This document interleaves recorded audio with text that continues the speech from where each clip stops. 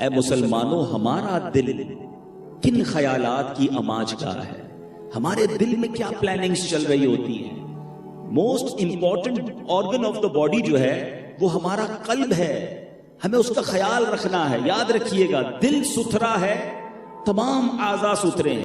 میں آج کچھ بیماریاں دل کی وہ بتانے جا رہا ہوں کہ اگر وہ دل میں آ جائیں تو نارمل جو ہارٹ ڈیزیز ہیں وہ جان لے لیتی ہیں، جو میں بیماریاں بتانے جا رہا ہوں وہ ایمان لے لیتی ہیں۔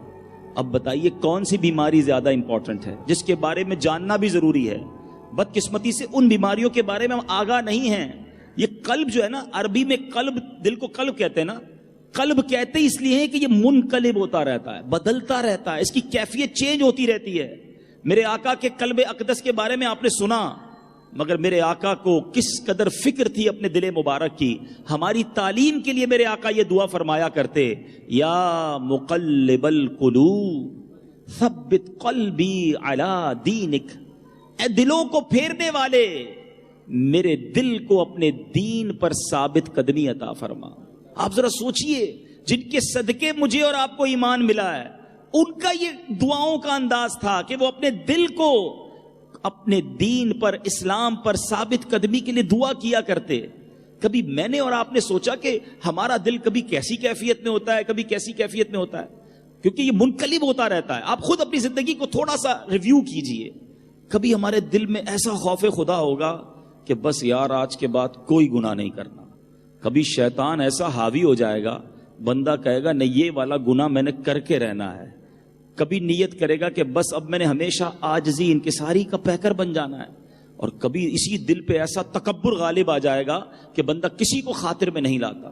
کبھی جی چاہے گا کہ بس اللہ کی راہ میں بس سب کچھ لٹا دوں، بہت خرچ کروں۔ اور کبھی اسی دل پہ ایسی لالچ، ایسی کنجوسی آئے گی کہ انسان کبھی بھی اس کی طرف 1 روپیہ بھی دینے کے لیے تیار نہیں ہوگا۔ آپ خود دیکھیں، ڈے بائی ڈے ہمارے دل کی کیفیات بدلتی رہتی ہیں۔ کیوں یہ منقلب ہوتا ہے؟ ہم نے کبھی فکر کی کہ یہ دل سلامت ہو، اس دل کے اندر برے خیالات اور بری عادتیں نہ ہوں؟ میں آپ کو کچھ ریئلائز کروانا چاہتا ہوں، ہائی لائٹ کروانا چاہتا ہوں کہ دل کی جہاں جسمانی بیماریوں پر ہماری بڑی توجہ ہے، we have to think about جو باطنی امراض ہیں، جو انٹیریئر ڈیزیزز ہیں دل کی، جس کی وجہ سے ہم ایمان سے بھی ہاتھ دھو بیٹھ سکتے ہیں، جس کی وجہ سے رب ناراض ہو سکتا ہے۔ ہم اس دل کی بیماریوں کی جانکاری بھی کریں، اس کے بارے میں معلومات بھی کریں، اور پھر اس سے بچنے کی بھی کوشش کریں۔ ایک دل کی بیماری جو آج ہمارے معاشرے میں بہت زیادہ آ گئی ہے، پہلے قرآن کی آیت سے اس کے بارے میں بتاتا ہوں، پھر ایک آپ کو واقعہ سناتا ہوں۔ اسلامی بہنیں بھی برائے کرم توجہ کے ساتھ سنیں۔ اللہ تعالیٰ قرآن پاک میں ارشاد فرماتا ہے، سورہ حجرات 26واں پارہ ہے، آیت نمبر ہے 12، یا ایھا الذین آمنوا اجتنبوا کثیرا من الظن ان بعض الظن اثم۔ قرآن کہتا ہے اے ایمان والو، یعنی یہ وہ آیت ہے جس میں ڈائریکٹ مجھے اور آپ کو خطاب کیا گیا، ڈائریکٹلی ایمان والوں سے بات کی گئی ہے۔ اے ایمان والو، بہت گمانوں سے بچو، بے شک کوئی گمان گناہ ہو جاتا ہے۔ بہت زیادہ نیگیٹو سوچیں ہمارے دلوں میں آ گئی ہیں، ہمارے ذہنوں میں آ گئی ہیں۔ ہم کسی کے بارے میں پازیٹو سوچنے کے لیے تیار ہی نہیں ہیں، ہم ہر کسی کے بارے میں نیگیٹو سوچتے ہیں۔ ہم اسٹارٹ ہی نیگیٹو سے ہوتے ہیں۔ بھائی کوئی تو پازیٹو آنسر دماغ میں آنا چاہیے تھا۔ ہم نے کسی کو کال کیا، اس نے فون نہیں اٹھایا، پہلا خیال جو دل میں آتا ہے، ہاں بڑا آدمی ہو گیا، اب کہاں فون اٹھائے گا۔ پہلے مطلب تھا تو روز فون کرتا تھا، اب میرا نمبر دیکھ رہا ہے اور فون نہیں اٹھا رہا۔ آپ نے یہ حرام کام کیا۔ اس نے فون نہ اٹھا کر گناہ نہیں کیا، آپ کا فون اٹھانا اس پر فرض نہیں تھا، واجب نہیں تھا، مگر جو آپ نے نیگیٹو اپنے دل میں خیال کو راسخ کر دیا، مضبوط پکڑ لیا، مان لیا کہ وہ جناب آپ کے ساتھ غلط کر رہا ہے، بڑا آدمی ہو گیا ہے۔ یہ کیا ہے؟ مجھے آپ سے سوال کرنا ہے، کیا آپ جب نماز پڑھتے ہیں فون اٹھاتے ہیں؟ آپ جب سو رہے ہوتے ہیں فون اٹھاتے ہیں؟ جب واش روم میں ہوتے ہیں تو فون اٹھاتے ہیں؟ جب قرآن پڑھ رہے ہوتے ہیں اس وقت فون اٹھاتے ہیں؟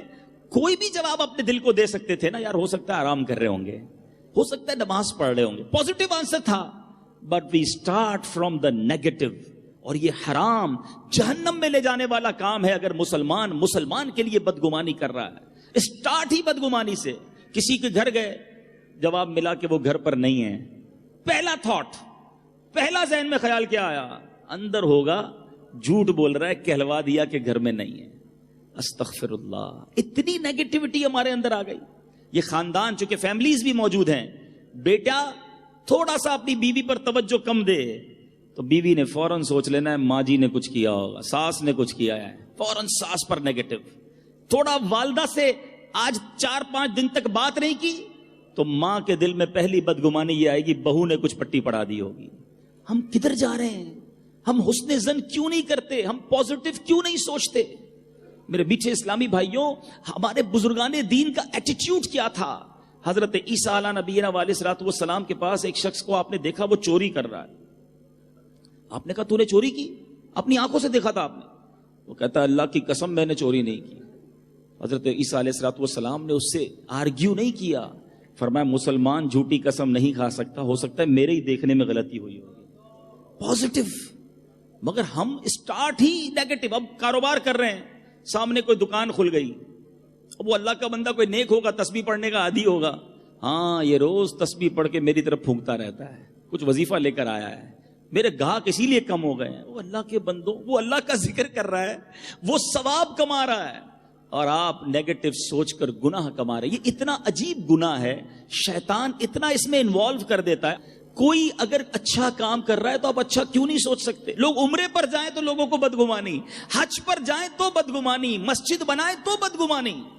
نہ کرو ایسا، یہ وہ گناہ ہے. اچھا جس کے دل میں بدگمانی آ جائے نا، یہ بدگمانی، اگلا میں انشاءاللہ بیماری بتاؤں گا، حسد، یہ جس کے دل میں آ جائے وہ بے چین اور بے کل ہی رہتا ہے. بہت سارے لوگ مجھے بھی ملتے ہیں، آپ کو بھی ملتے ہوں گے، ہو سکتا ہے یہاں بھی ہوں، یار ہمیں نیند نہیں آتی. کچھ کہتے میں سوچتا بہت ہوں، مجھے سکون نہیں ہے. میں آپ کو سچ بتاؤں، اگر آپ کے دل سے بدگمانی، حسد نکل جائے آپ پرسکون ہو جائیں گے. کیونکہ یہ جو بیج ہے نا، یہ اندر آ جائے نا تو اب جو نیگیٹو اپروچ والا اس کا پرابلم بھی بڑا ہے. جس کو ہر چیز نیگیٹو نظر آئے نا، اس کے سامنے مسکراؤ تو وہ کہتا ہے یار پتہ نہیں کیوں مسکرا رہا ہے مجھے دیکھ کے، کوئی اس میں بھی غلط نیت ہوگی. اچھا بندہ بولے یار اس کو دیکھ کے اب مسکرانا نہیں ہے، سنجیدہ رہنا ہے، بولا دیکھو یار کیسا آدمی ہے، میری خوشی پر بھی خوش نہیں ہوا. ایوری ٹائم اس کو نیگیٹو سوچنا ہے. تو یہ نہ کریں.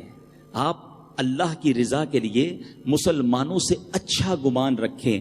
کوئی کیسی بھی کام کر رہا ہے آپ اس میں پازیٹو سوچنا شروع کریں تو انشاءاللہ آپ کی لائف پرسکون ہو جائے گی. اور میں نے آپ کو اب حدیث پاک سنا رہا ہوں تاکہ مزید آپ کو اندازہ ہو جائے کہ یہ کتنی خطرناک ڈیزیز ہے. نبی پاک علیہ الصلوۃ والسلام فرماتے ہیں بدگمانی سے بچو، بے شک بدگمانی بدترین جھوٹ ہے.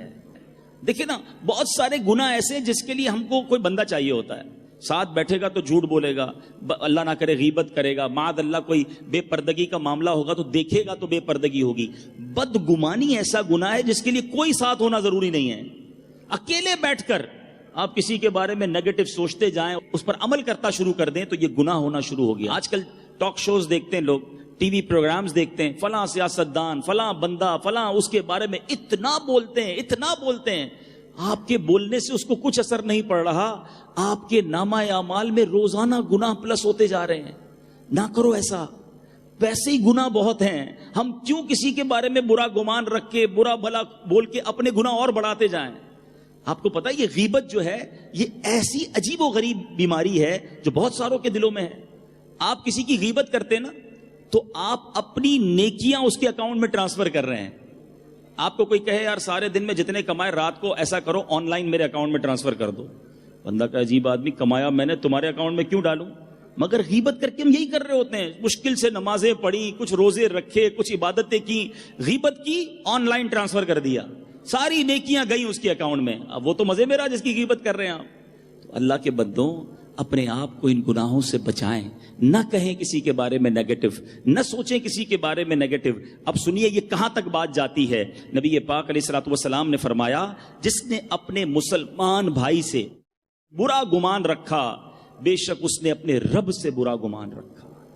یہ برا گمان کہاں تک لے جائے گا آپ کو؟ اللہ سے برا گمان رکھا. اللہ تعالیٰ مجھے بھی اور آپ کو بھی بدگمانی سے بچائے.